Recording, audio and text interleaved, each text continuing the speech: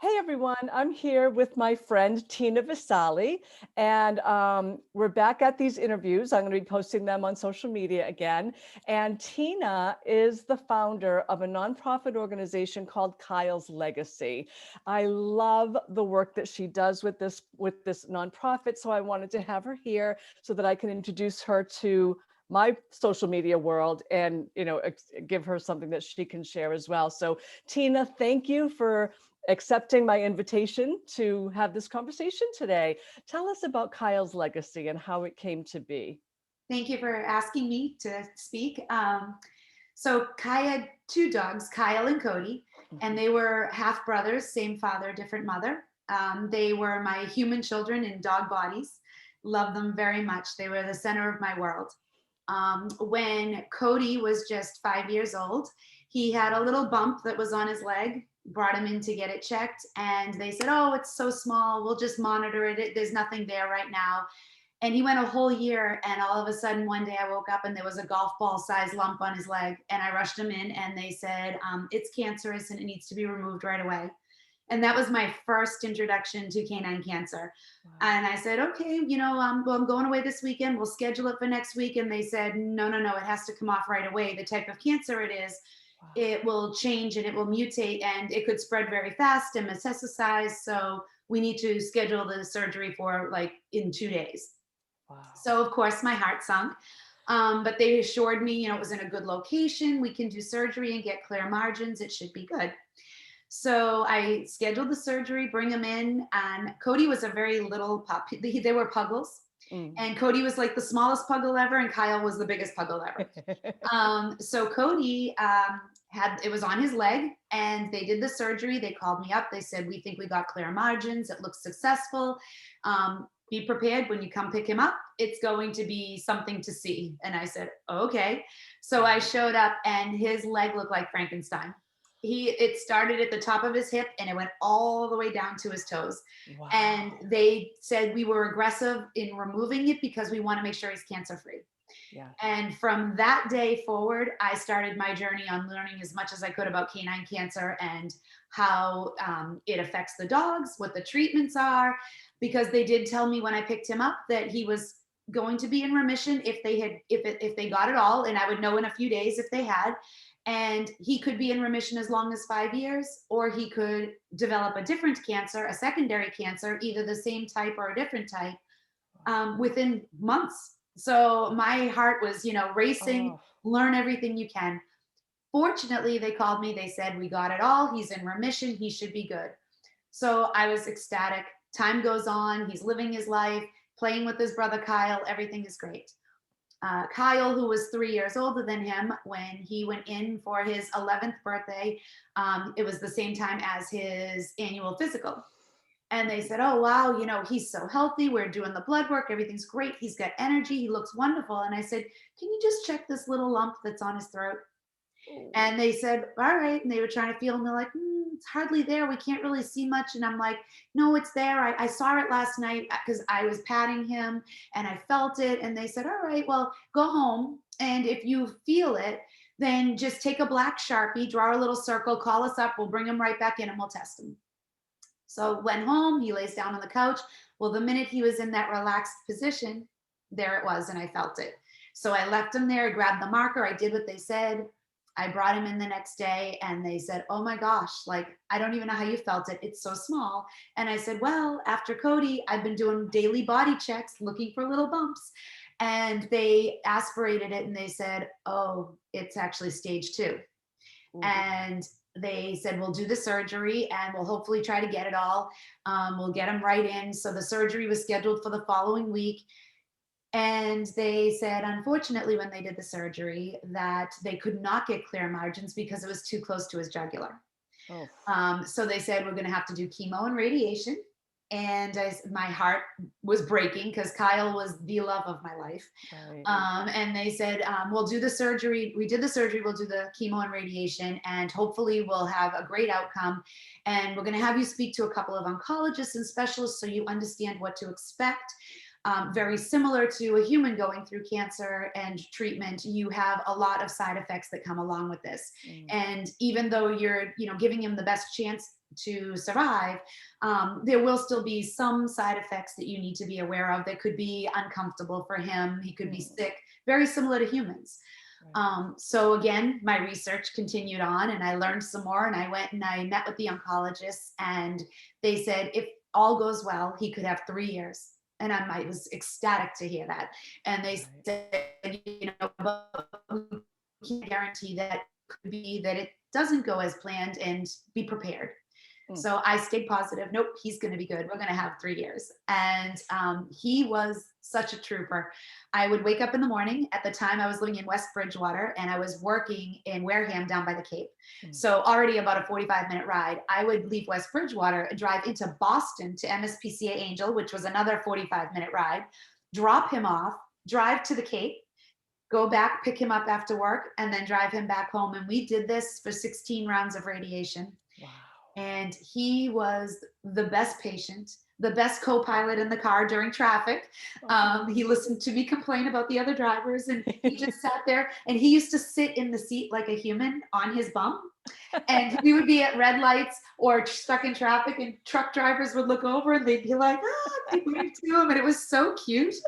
And he, he just made such good friends with the people at Angel. I can't speak highly enough about them. Mm, They were a wonderful place if anybody needed canine cancer treatment. Wonderful, wonderful staff there. And we went through it, and he was in remission.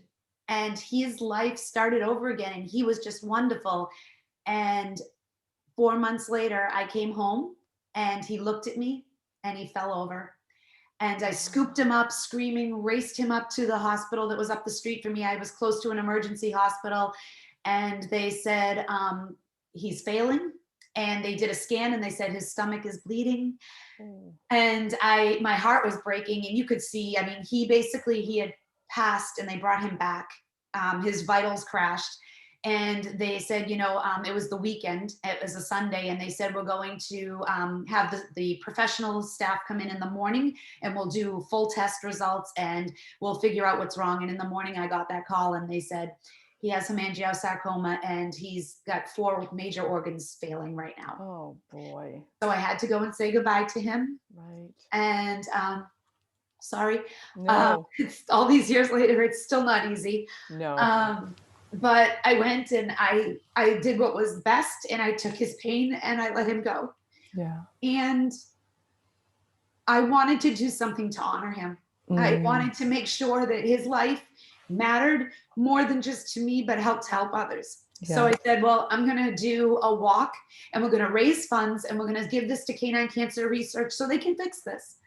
And when I started creating the organization, it was because the paperwork to do a single event and have it not be taxable is astronomical. Mm, And I understand the reasons for it because there are people out there who might try to do something unethical, but it right. was so much paperwork that I said, you know what? I am going to do more with this. I'm going to do the walk, but I'm also going to spread word. I'm going to do little events. We're going to raise funds. We're going to spread awareness, and we're going to let people know that this exists. Mm, So I created the Kyle's Legacy Inc., which is the nonprofit registered in Massachusetts.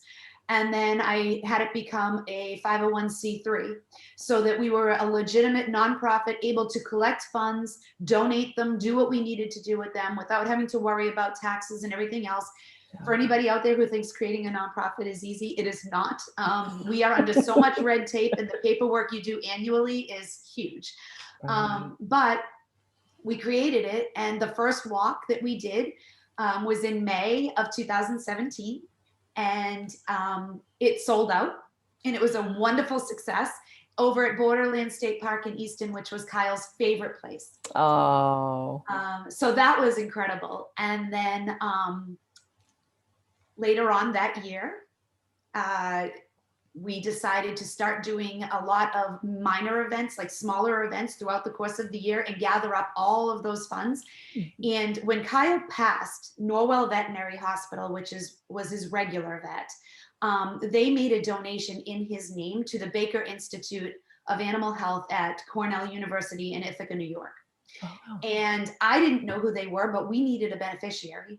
And I sent them an email saying, thank you for what you do. My vet recommended, that you as the beneficiary for their donation, I would like to have you be the beneficiary for my walk. And I actually got an email back from the director at the time, and I was in awe. Right? Like somebody from, so high up would reach back out to me. And his name was Dr. Shang, and he had just become the director at the time. And so he said, I'm just starting out in this position, and you're starting out with what you're doing. This could be a great partnership, and we could grow together. And Wow. it was amazing. He was helpful to me in giving me information about their research so I could explain to people what was going on. He definitely stayed in touch with me regularly, and we made ongoing donations throughout the course of the year. And it really grew. That very first year, my original goal was to raise $3,500 for the year. We were small. I just wanted to do something. Yeah. And we ended up donating over $7,000 for the year. Fantastic. Yay. It was so heartwarming to see everyone come together for such an important cause. In my heart, I learned how many people out there have gone through canine cancer. Yes. I learned how many people lost their dogs. Some people without ever being able to get treatment. Some people went through the treatment. Some people did the surgery and it was successful, but a secondary cancer came along. I was learning all this time about all the different things that went along with this. Right. And it was amazing to me to see how much of a need there was for a cure.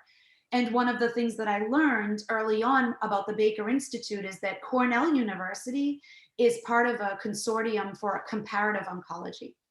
And comparative oncology is where they take the research they do with humans and the research they do with animals, and they actually look for correlations and triggers between the two species to find out where they can, especially with like lymphoma affects both humans and dogs, Right. leukemia, different things like that, where they could say, okay, look, we're seeing similarities here. Maybe this treatment we're trying with the animals can work with the people, or vice versa. And a lot of times that works. And they find a lot of the treatments that you give to dogs and humans are very similar. So that was actually really wonderful to see that they were part of that, because not only was our money was going to the animal research, but by association, it's actually helping humans as well. Wow, that's fantastic. That's fantastic. So now what other types of smaller fundraisers do you do throughout the year? I personally know of a few of them, but I would like you to tell others what types of fundraisers that they can participate in and donate. We want to, make sure that people, if they want to support, we're going to make sure they have a way to donate to you. And so we'll start with the fundraisers. What other types of fundraisers? So I like to do fundraisers that are interactive, because I want people to not just give money. I want them to either come to an event where we are doing something specific for canine cancer, or a fun event where a percentage of the proceeds that are raised from the event actually come back to Kyle's Legacy. So not only are you donating to the cause by association of the event, but you're also having a good time and doing things. So for instance, one of the ones that we do is over in Lakeville. There is a wonderful consignment shop, Divine Consign and Boutique, and they have consignment items and brand new items. Oh. And she will hold throughout the course of the year. We used to do about 2 a year. Last year was a little tough with COVID. But what she does is everybody who comes to the event and purchases items in her store, she actually very generously donates back 20% of all her sales for that event back to Kyle's Legacy. Wow. And at the same time, we have a little table set up with information about Kyle's Legacy and what we are, what we do. And then in addition, she also lets us have a little cheese, crackers, and wine. So it's like a nice little social event. Nice. So that one is wonderful. We also do a lot of awareness events in which we actually raise money by selling products, whether it's, little bracelets with Kyle's Legacy, t-shirts, and sometimes people will donate to me dog-related items that I can resell at these events. So we try to spread awareness because education is very key. Yes. And usually at those events, even though we're not there to raise funds, we typically can get in somewhere around $200 to $300 per event. So that's Wow. still great. Right. And those things add up throughout the course of the year. And we started out, like I said, that very first year, we donated the 7,000 for the year. It was just over that. The years subsequent to that, we have not fallen beneath that. Sometimes it was a little bit more, sometimes it was right in that range, but we've done about 7 to 10 per year. I can tell you that Fantastic. for 2020, despite COVID, we still hit that. So that was wonderful. Wow. Yes. That is wonderful. And I'm sure they appreciate it so much. They do. The Baker Institute is wonderful to work with. They are dedicated to helping us reach our goals because it's benefiting them. And so we have a wonderful partnership together. In 2018, we decided, every year I wanted to do something a little bit bigger and a little bit more. And so we actually started what's called the Starlight Program, Mhm. which is a financial aid program for qualified families in Massachusetts. And now we've expanded into Rhode Island. Oh, Um, great. so what we do is we raise money, and the walk, all of the money, 100% of the money from the ticket sales from the walk goes to the Baker Institute. Mhm. All the money we raise throughout the rest of the year, it's a 75-25 split, where 75% of it will go to the Starlight program, and 25% will go to Baker as well. So Nice. we've raised over the years, we've gone between $10,000 and $15,000 we've raised per year, and we've been able to donate to Baker. Right, like I said, somewhere between 7 and 10 each year, Yeah. and the rest has gone into the Starlight program, which we have now helped 6 dogs. Oh. Some of them have unfortunately now over time passed on, but we had our very first dog. The family was treating this dog. They were going into the doctors, doing test after test. They were financially strapped and couldn't Mm. afford big tests. So they were doing little ones to rule things out. And the dog was getting worse and worse. It had a tumor on its nose.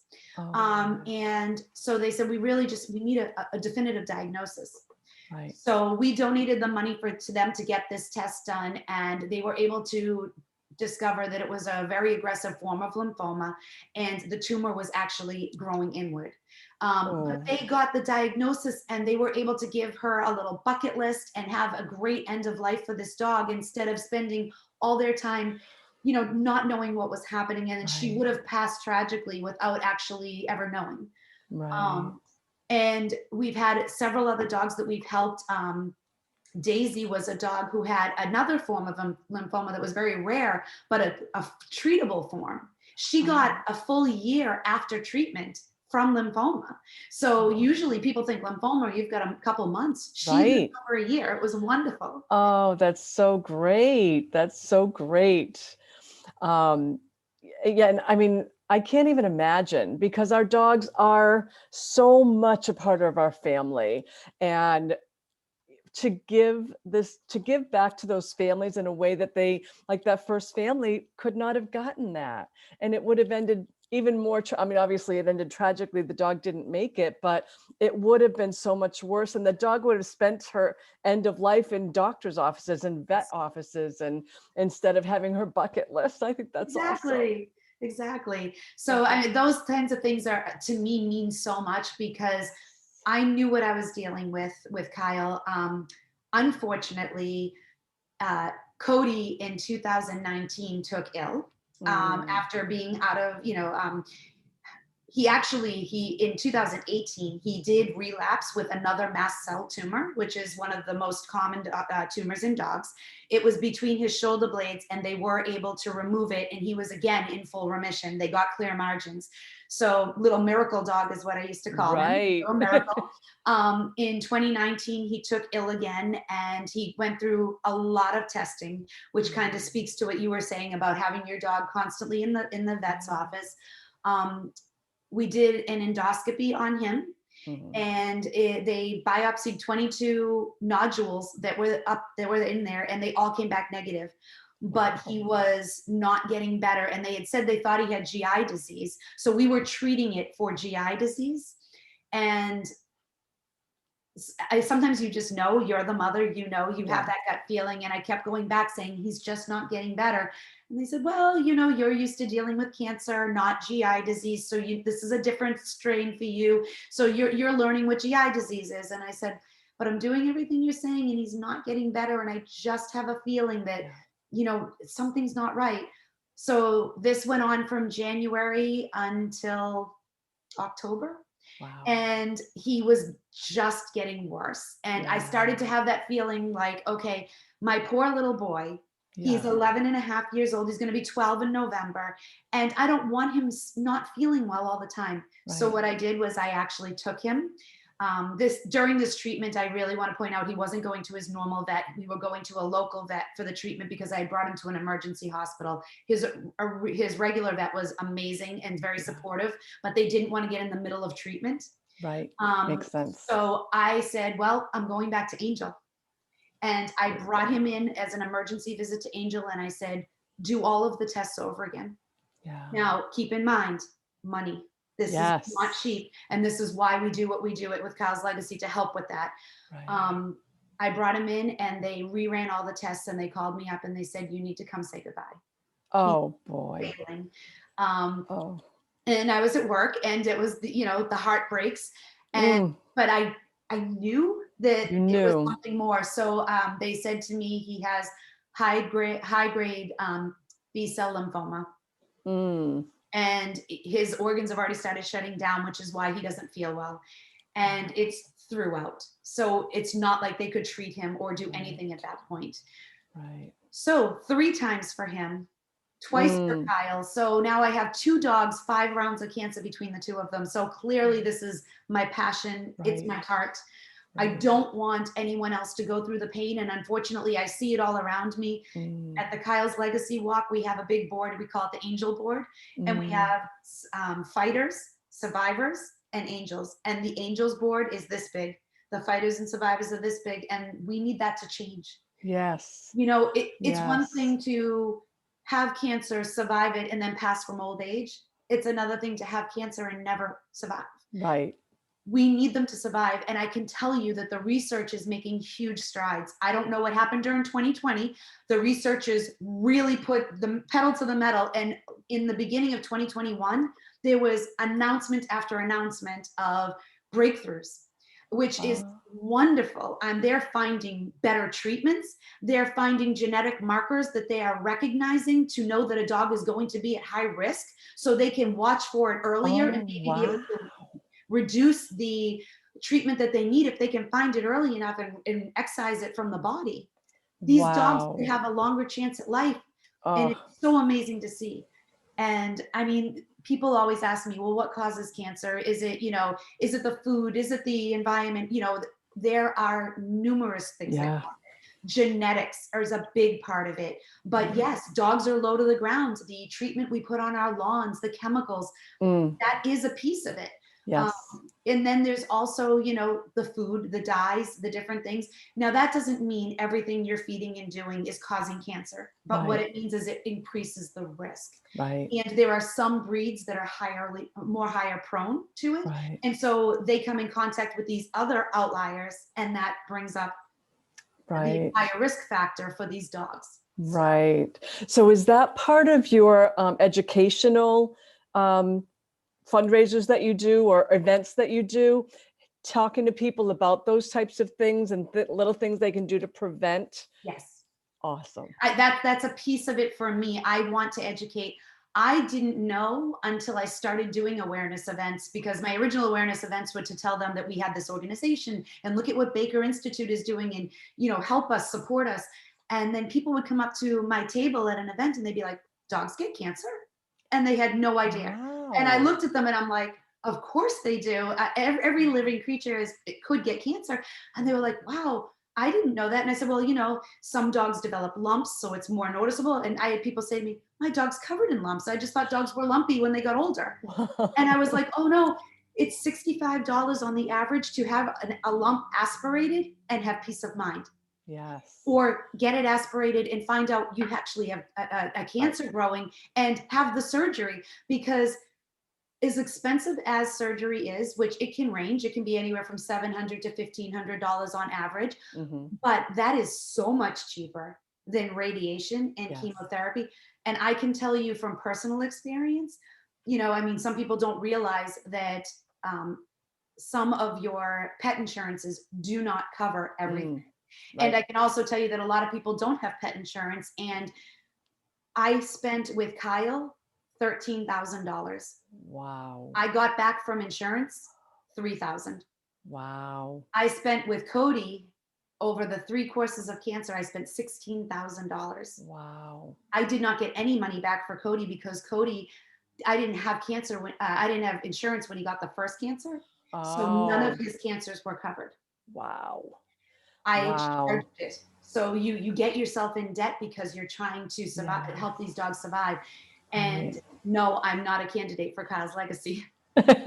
So that's why I want to help others, because the single Right. mom of three who has to put food in her children's belly and has a Right. lump on her dog and says, I can't do both. That's the one I Yeah. want to help. Or the Yes. one who has already depleted all of their funds doing, trying to find out what's wrong with the dog. And now the dog needs treatment. And we Mm, can help out. We can't pay for all of it because we're not big enough yet. We yeah. will be someday. Yeah. I Right. am working toward that.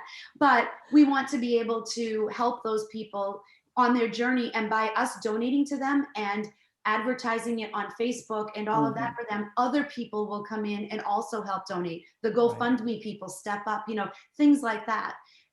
However Right. we can help these dogs because they need it.